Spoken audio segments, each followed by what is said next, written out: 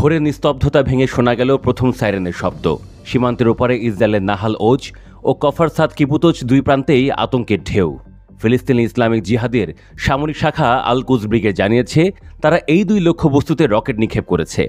Israeli সেনারা জানায় দুটি রকেট তারা আকাশেই আটকানোর চেষ্টা করেছে, কিন্তু সেই মুহূর্তে সাইরেন বেজে ওঠায় সীমান্তে বসতিগুলোতে নেমে আসে জরুরি সতর্কতা।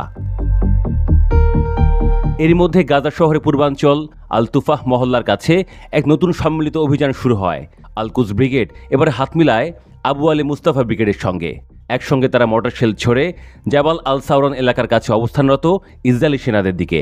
আকাশে ধোঁয়ার রেখা, মাটিতে বিস্ফোরণের শব্দ, যেন যুদ্ধের পুরনো দৃশ্য আবার ফিরে এসেছে।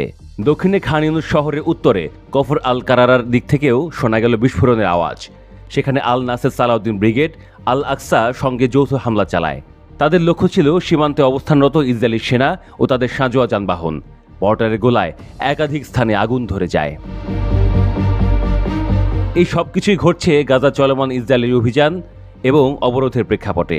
ফিলিস্তিনি প্রতিরোধ বাহিনী বলছে এটি তাদের স্বাভাবিক প্রতিক্রিয়া।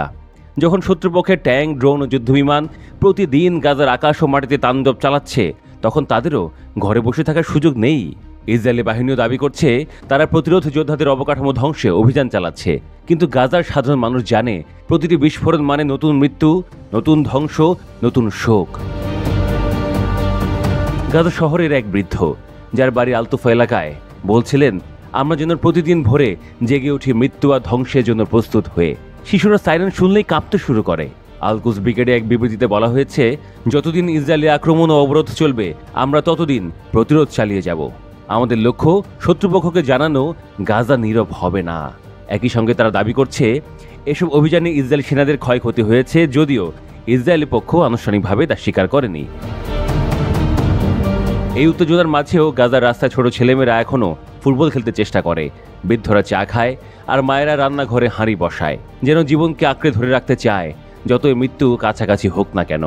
কিন্তু প্রত্যেকেই জানে রাতের আকাশে যে কোনো মুহূর্তে আবার আলো ঝলকানে উঠতে পারে, আর তার সঙ্গে শুরু হতে পারে আরেকটি দীর্ঘ ভয়াবহ রাত।